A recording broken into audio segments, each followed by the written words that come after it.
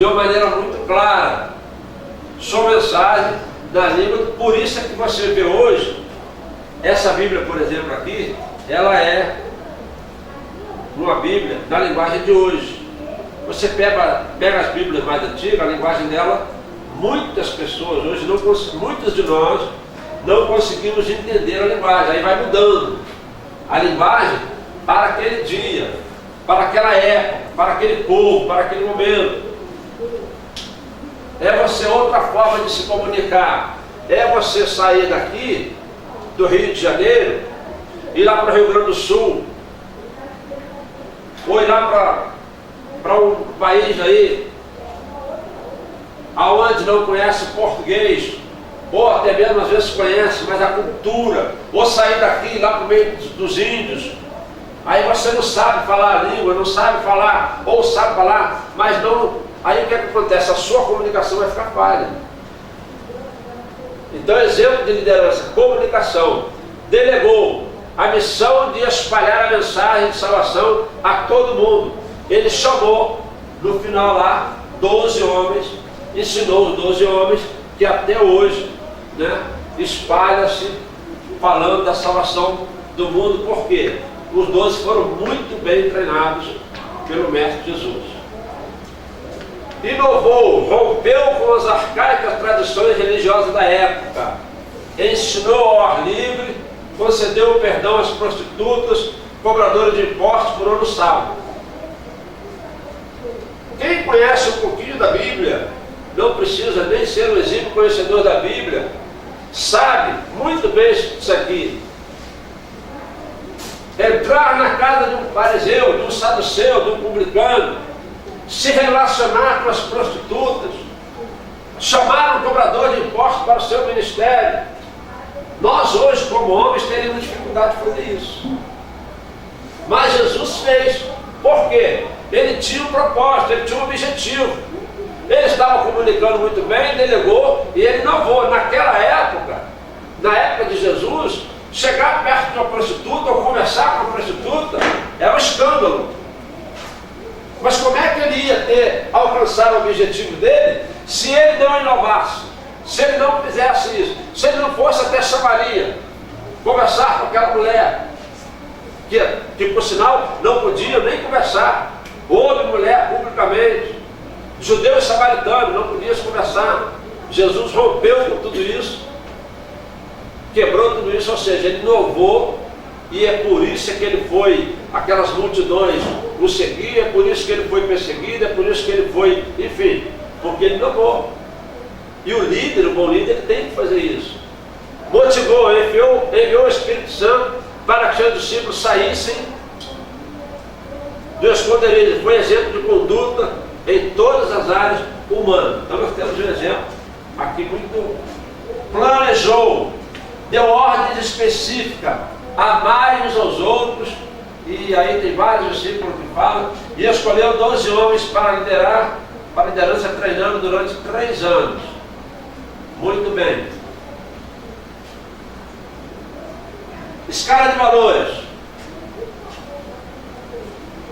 Primeiro eu, depois eu, segundo eu, quarto eu, quinto eu. Não é assim? Ou não? Eu sou o mais importante, eu sou o cara, a mim não é isso. Olha só. Primeiro Jesus, o líder cristão, ele valoriza, ele tem como maior valor para ele Jesus, depois das pessoas, depois da igreja, depois lá no quarto, é que sou eu. Você vai entender isso aqui. O objetivo é servir a Cristo e seu reino como embaixadores. Olha o que está escrito aqui. Mateus 6,33, todos nós conhecemos. Buscai primeiro o reino de Deus e a sua justiça. 2 Coríntios 5,20, portanto somos embaixadores de Cristo, como se Deus estivesse. Quem consegue ler aí, lá atrás? Como se Deus estivesse fazendo o seu apelo por nosso intermédio. por amor a Cristo, suplicamos, reconciliou-se com Deus. Reconciliem-se com Deus. Reconciliem-se com Deus. Nós somos embaixadores de Cristo. Nós somos aqueles que hoje está fazendo o papel que Jesus estava fazendo quando ele estava na terra, de forma humana. Servir a Cristo e seu reino como embaixadores. Não precisa responder, mas eu vou fazer uma pergunta para nós que estamos aqui. Nós podemos dizer com muita clareza que somos embaixadores de Cristo? Não precisa responder, só para você repetir. Hoje, Jesus poderia olhar de cima e dizer assim: não, o meu servo ali, eu posso confiar nele, eu posso contar com ele, eu posso lavar as minhas mãos por ele, porque ele me representa muito bem. As pessoas, quando olham para a vida dele, elas veem a minha direção, porque ele é um testemunho. Será que nós somos embaixadores de Cristo, de fato, de verdade, para dizer assim: reconciliem-se com Deus? Eu posso chegar para o perdido, para o pecador, para o meu vizinho, para o meu irmão, e dizer: cara, você tem que aceitar Jesus, você precisa aceitar Jesus.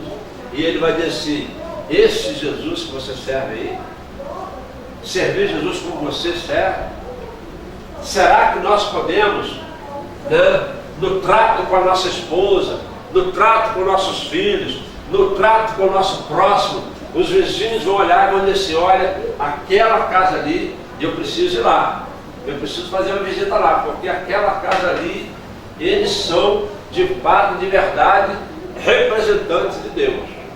Como é que anda a sua vida? Deus fala no altar, Deus fala na televisão, e Deus fala também na sala de aula. É, pastor, eu não sabia, está aqui. Então, a escala de valores: Cristo, depois das pessoas, depois da igreja. Tem pessoas que valorizam muito mais a igreja do que pessoas. Quer um exemplo? Quer um exemplo? Papai, não, pastor, eu gostaria de vir morar na igreja. Mas por que morar na igreja? Não, porque quando eu estou na igreja, meu pai é assim, meu pai faz isso, meu pai me abraça, meu pai me beija quando eu chego em casa. Então pessoas valorizam mais a igreja do que a própria pessoa. Quem é pessoa? Pessoa é a esposa, é o filho, é o vizinho, são os entes queridos. Eu sou mais importante. Então não é essa. Olha só, a escala de valores: Cristo, pessoas, igreja, e depois é que eu entro no grau de importância. O objetivo: servir a Cristo. Será que eu e você somos embaixadores de Cristo? Ou está faltando algumas coisas aí que a gente precisa melhorar na nossa vida, para Jesus olhar e falar assim: está vendo meu servo Jó? Está vendo meu servo fulano? Está vendo meu servo ciclano? Ele não se corrompe, né? E aí vai. Só que hoje essa escala de valores parece estar de cabeça para baixo. Parece. Mas nós estamos aqui para mudar isso.